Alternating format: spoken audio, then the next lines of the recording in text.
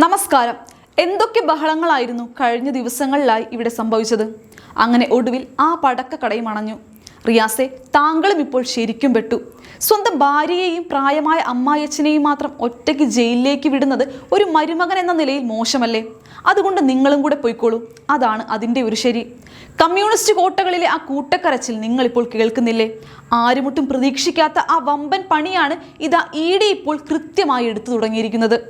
കേരളത്തിൽ കഴിഞ്ഞ കുറേ കാലമായി നമ്മൾ സ്ഥിരമായി കേട്ടുകൊണ്ടിരിക്കുന്ന കേട്ട് ജനങ്ങൾക്ക് പൂർണ്ണമായി മടുത്തു കഴിഞ്ഞ ആ പഴയ തൊഴിലാളി വർഗ മാസപ്പടി പുരാണത്തിൽ ഇപ്പോൾ ഇത് അവസാനത്തെ ക്ലൈമാക്സ് സീനുകൾക്ക് ഔദ്യോഗികമായി തുടക്കമായിരിക്കുകയാണ്. മുഖ്യമന്ത്രിയുടെ മകൾ വീണ വിജയന്റെ എക്സാലോജി കമ്പനിയുടെ പേരിൽ CMRL നിന്ന് വാങ്ങിക്കൂട്ടിയ കോടികളുടെ മാസപ്പടി കഥകൾ നമ്മൾ ഒരുപാട് മാധ്യമങ്ങളിലൂടെ ചർച്ച ചെയ്തതാണ്. എന്നാൽ അതാ വരുന്നു ഈ നാടകത്തിലെ അടുത്ത നായകൻ. മറ്റാരുമല്ലത് നമ്മുടെ മുൻ മന്ത്രി മുഹമ്മദ് റിയാസ് കൂടി ഇതാ എൻഫോഴ്സ്മെന്റ് ഡയറക്ടറേറ്റിന്റെ റഡാറിലേക്ക് കൃത്യമായി വന്നിറങ്ങിയിരിക്കുകയാണ്. വീണ വിജയന്റെ ബാങ്ക് അക്കൗണ്ടിലേക്ക് യഥാർത്ഥത്തിൽ ഒഴുകിയെത്തിയ ആ മാന്ത്രിക പണം പിന്നീട് എങ്ങോട്ടൊക്കെയാണ് വഴിമാറി ഒഴുകിയതെന്ന് കണ്ടെത്താൻ ED ശക്തമായി വല വിരിച്ചു കഴിഞ്ഞു. റിയാസിന്റെ ബാങ്ക് അക്കൗണ്ടുകളും സ്വത്തുക്കളും പൂർണ്ണമായി പരിശോധിക്കാൻ ED തീരുമാനിച്ചതോടെ ക്യാപ്റ്റന്റെ കോട്ടയിലെ അടുത്ത തൂണും തകരാൻ പോവുകയാണോ എന്ന ചോദ്യമാണ് ഇപ്പോൾ രാഷ്ട്രീയ കേരളത്തിൽ സജീവമായി ഉയരുന്നത്. ഒരു വശത്ത് ജനങ്ങളെ മുഴുവൻ പറ്റിച്ച് കേരളയിലും ലൈഫ് മിഷനും പറഞ്ഞ് നാടുഭരിച്ച LDF സർക്കാരിന്റെ തനി നിറം ഓരോന്നായി പുറത്തു വരുമ്പോൾ ജനങ്ങൾക്കിപ്പോൾ ചിരിയും ദേഷ്യവുമാണ് ഒരേ സമയം വരുന്നത്. കമ്മ്യൂണിസ്റ്റ് സിദ്ധാന്തങ്ങളും വിപ്ലവ പ്രസംഗങ്ങളും തൊഴിലാളി വർഗ സ്നേഹവും ഒക്കെ വെറും സ്റ്റേജ് ഷോകൾ മാത്രമായിരുന്നുവെന്ന് ഈ മാസപ്പടി കേസിലൂടെ ഒരിക്കൽ കൂടി തെളിഞ്ഞിരിക്കുകയാണ്. പൊതുമുതൽ കൊള്ളയടിക്കാനും ശതകോടീശ്വരന്മാരായ മുതലാളിമാരിൽ നിന്ന് പണം തട്ടിയെടുക്കാനും ഇവർ കാണിച്ച ആവേശം ശരിക്കും നമ്മെ അത്ഭുതപ്പെടുത്തുന്നതാണ് അല്ലേ? ഒരു ഭാഗത്ത് പാവപ്പെട്ട അണികളെ കൊണ്ട് വെയിലത്ത് കൊടിപിടിപ്പിക്കുകയും മറുഭാഗത്ത് കോടികളുടെ മാസപ്പടി വാങ്ങി ആഡംബര ജീവിതം നയിക്കുകയും ചെയ്യുന്ന ഈ ഇരട്ടത്താപ്പിനെയാണ് ഇന്ന് ED കൃത്യമായി പൊളിച്ചടക്കാൻ പോകുന്നത്. ജനങ്ങളുടെ കണ്ണിൽ പൊടിയിടാൻ വേണ്ടി ഇവർ നടത്തുന്ന വലിയ പ്രകടനങ്ങളുടെയെല്ലാം യഥാർത്ഥ ലക്ഷ്യം സ്വന്തം പോക്കറ്റ് നിറയ്ക്കൽ മാത്രമായിരുന്നു എന്ന് ഇതിലൂടെ വ്യക്തമാകുന്നു. പാവപ്പെട്ടവന്റെ പാർട്ടി എന്ന് പറഞ്ഞ് അധികാരത്തിൽ കയറിയിട്ട് കോടീശ്വരന്മാരിൽ നിന്ന് മാസം തോറും പണം പറ്റി സുഖജീവിതം നയിക്കുന്ന നേതാക്കളുടെ യഥാർത്ഥ സ്വഭാവം ഇതോടെ പൂർണ്ണമായി മറനീക്കി പുറത്തു വന്നിരിക്കുകയാണ്. സാധാരണക്കാരായ ജനങ്ങൾ ജീവിക്കാൻ വേണ്ടി കഷ്ടപ്പെടുമ്പോൾ ഭരണകക്ഷിയുടെ ആളുകൾ മാത്രം ഇവിടെ കോടികൾ സമ്പാദിക്കുന്ന വിചിത്രമായ കാഴ്ചയാണ് കേരളത്തിൽ കാണുന്നത്. EDയുടെ പുതിയ കണ്ടെത്തലുകൾ അനുസരിച്ച് വീണ വിജയന്റെ അക്കൗണ്ടിൽ നിന്ന് നടന്ന പണമിടപാടുകളാണ് ഇപ്പോൾ പ്രധാനമായും പരിശോധിക്കുന്നത്. ഈ പണം റിയാസിന്റെ അക്കൗണ്ടുകളിലേക്ക് എത്തിയിട്ടുണ്ടോ അല്ലെങ്കിൽ അദ്ദേഹത്തിന്റെ സ്വത്ത് വകകൾ വാങ്ങാൻ ഉപയോഗിച്ചിട്ടുണ്ടോ എന്നാണ് കേന്ദ്ര ഏജൻസി പ്രധാനമായും നോക്കുന്നത്. ഇതിന്റെ ഭാഗമായി കോഴിക്കോട്ടെ റിയാസിന്റെ വീട്ടിലടക്കം നേരത്തെ കോടതിയുടെ അനുമതിയോടെ പരിശോധനകൾ നടന്നിരുന്നു എന്നത് നാണക്കേടിന്റെ ആക്കം കൂട്ടുന്നു. CMRLൽ നിന്ന് വീണയ്ക്ക് ലഭിച്ച ആ കോടികൾ പിന്നീട് ആരുടെയെല്ലാം അക്കൗണ്ടുകളിലേക്ക് ഒഴുകിപ്പോയി എന്ന് കൃത്യമായി മനസ്സിലാക്കിയാൽ LDFിലെ പല വമ്പൻ സ്രാങ്കുകളുടെയും കസേര തെറിക്കുമെന്ന കാര്യത്തിൽ യാതൊരു സംശയവുമില്ല. 1 രൂപയുടെ പോലും നികുതി വെട്ടിക്കാതെ അഴിമതിക്കെതിരെ ശക്തമായ നിലപാടുമായി മുന്നോട്ടു പോകുന്ന നരേന്ദ്രമോദി സർക്കാരിന്റെ കേന്ദ്ര ഏജൻസികൾക്ക് മുന്നിൽ ഇനി ഇവരുടെ ഒരു തറവേലകളും നടപ്പില്ല എന്ന് വ്യക്തമാണ്. അഴിമതിയുടെ വേരുകൾ എത്ര ആഴത്തിൽ പോയാലും അത് പിഴുതെറിയാൻ കേന്ദ്ര അന്വേഷണ ഏജൻസികൾക്ക് പൂർണ്ണമായും സ്വാതന്ത്ര്യം ഇന്ന് രാജ്യത്തുണ്ട്. മുൻകാലങ്ങളിൽ ഉണ്ടായതുപോലെ കേസുകൾ ഒതുക്കി തീർക്കാൻ ഇനി ആര് വിചാരിച്ചാലും നടക്കില്ല എന്ന ശക്തമായ സന്ദേശമാണ് മോദി സർക്കാർ ഇതിലൂടെ നൽകുന്നത്. സംസ്ഥാന ചരിത്രത്തിൽ ഇതുവരെ ഉണ്ടാകാത്ത വിധം ഭീകരമായ സാമ്പത്തിക ക്രമക്കേടുകളാണ് ഇപ്പോൾ പുറത്തു വരുന്നത്. കഥയിലെ മറ്റൊരു രസകരമായ വശം എന്തെന്നാൽ CMRLും എക്സാലോജിക് സൊല്യൂഷൻസും തമ്മിലുള്ള സാമ്പത്തിക ഇടപാടുകൾ പ്രധാനമായും നടന്നത് 2017 മുതൽ 2020 വരെയുള്ള കാലയളവിലായിരുന്നു. അതിനുശേഷമാണ്, അതായത് 2020 ജൂൺ 15-നാണ് വീണയും PA മുഹമ്മദ് റിയാസും വിവാഹിതരാകുന്നത്. വെറും 1 ലക്ഷം രൂപയുടെ മൂലധന നിക്ഷേപവുമായി 2014-15 കാലയളവിൽ വീണയുടെ പൂർണ്ണ ഉടമസ്ഥതയിൽ ആരംഭിച്ച ഒരു കൊച്ചു കമ്പനിയാണ് എക്സാലോജിക്. എന്നാൽ പിന്നീട് സംഭവിക്കുന്ന മാജിക് ആണോ എന്താണെന്ന് ആർക്കും അറിയില്ല. തൊട്ടടുത്ത വർഷങ്ങളിൽ, അതായത് 2017-19 സാമ്പത്തിക വർഷങ്ങളിൽ ഈ കമ്പനിയുടെ വരുമാനം ആരുടെയും കണ്ണു തള്ളിപ്പോകുന്ന രീതിയിലായിരുന്നു.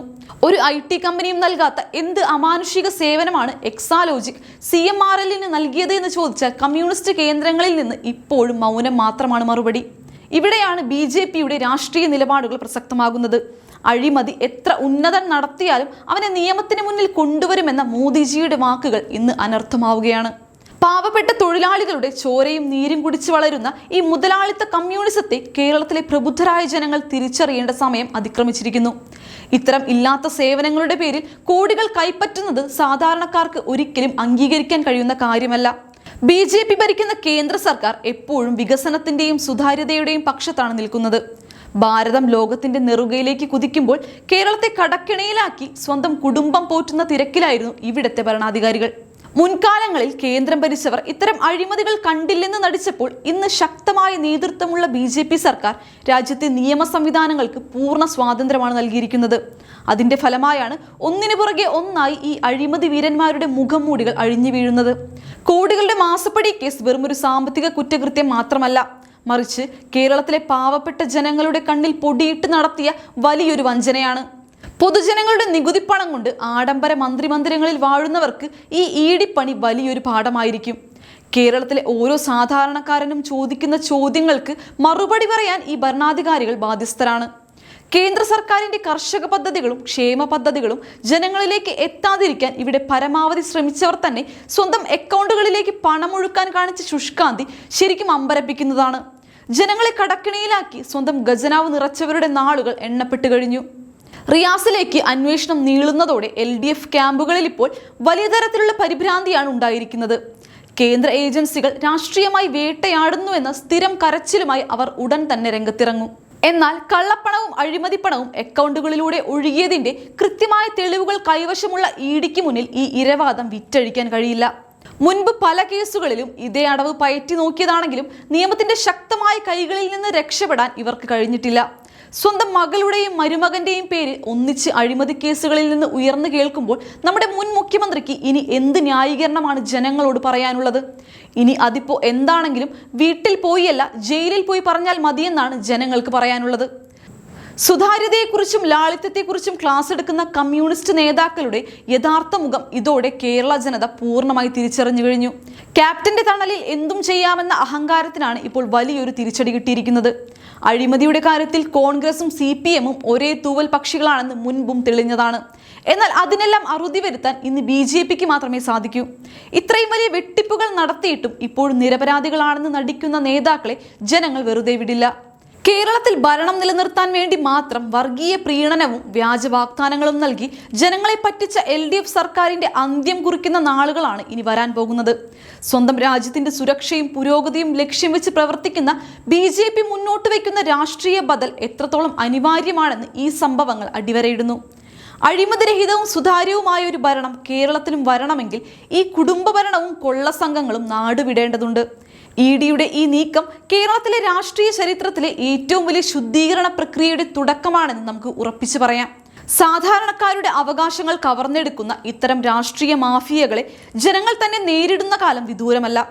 കേന്ദ്രം നൽകുന്ന ഫണ്ടുകൾ പോലും ശരിയായി വിനിയോഗിക്കാതെ കടമെടുപ്പ് മാത്രം നടത്തി സംസ്ഥാനത്തെ മുച്ചൂടും മുടിച്ച ഇവർക്ക് ജനങ്ങൾ വോട്ട് ചോദിച്ചു വരുമ്പോൾ തക്കതായ മറുപടി നൽകും. നാടിന്റെ വികസനത്തിന് തുരങ്കം വയ്ക്കുന്ന ഇത്തരം പ്രവണതകൾ ഇനിയും തുടരാൻ അനുവദിക്കരുത്. ഈ ചരിത്രപരമായ അഴിമതി വേട്ടയും റിയാസിന്റെ അക്കൗണ്ട് പരിശോധനയും വരും ദിവസങ്ങളിൽ കേരള രാഷ്ട്രീയത്തിൽ വലിയ കൊടുങ്കാറ്റുകൾ തന്നെ സൃഷ്ടിക്കുമെന്നതിൽ യാതൊരു സംശയവുമില്ല. ഒരു വശത്ത് ED തങ്ങളുടെ അന്വേഷണം ഊർജിതമാക്കുമ്പോൾ ജനങ്ങൾ കള്ളന്മാരുടെ കൂട്ടുകെട്ടിനെ പൂർണ്ണമായി ബഹിഷ്കരിക്കാൻ തയ്യാറെടുക്കുകയാണ്. സോഷ്യൽ മീഡിയയിലും പൊതുവേദികളിലും പ്രതിരോധ കോട്ട തീർക്കാൻ ശ്രമിക്കുന്ന സൈബർ സഖാക്കൾ പോലും ഇപ്പോൾ മറുപടിയില്ലാതെ ഇരുട്ടിൽ തപ്പുകയാണ്. നിയമത്തിന്റെ മുന്നിൽ സത്യാവസ്ഥകൾ പുറത്തു വരുമ്പോൾ ജനങ്ങൾക്കൊപ്പമാണ് BJP നിലകൊള്ളുന്നത്. ഭാരതത്തിന്റെ നിയമവ്യവസ്ഥ എത്രത്തോളം ശക്തമാണെന്ന് ഈ അഴിമതിക്കാർ വരും ദിവസങ്ങളിൽ കൃത്യമായി മനസ്സിലാക്കും. കള്ളപ്പണം വെളുപ്പിച്ചവരും ജനങ്ങളെ വഞ്ചിച്ചവരും അഴിയെണ്ണുന്ന കാഴ്ച അധികം വൈകാതെ തന്നെ നമ്മൾ കാണും. ഈ പുതിയ മാസപ്പടി അന്വേഷണത്തെക്കുറിച്ചും മുൻമന്ത്രി റിയാസ് പെട്ടതിനെക്കുറിച്ചുമുള്ള നിങ്ങളുടെ അഭിപ്രായങ്ങൾ താഴെ കമന്റ് ചെയ്യൂ. മറ്റൊരു പ്രധാന വിഷയവുമായി ഞാൻ വീണ്ടും വരാം. നന്ദി.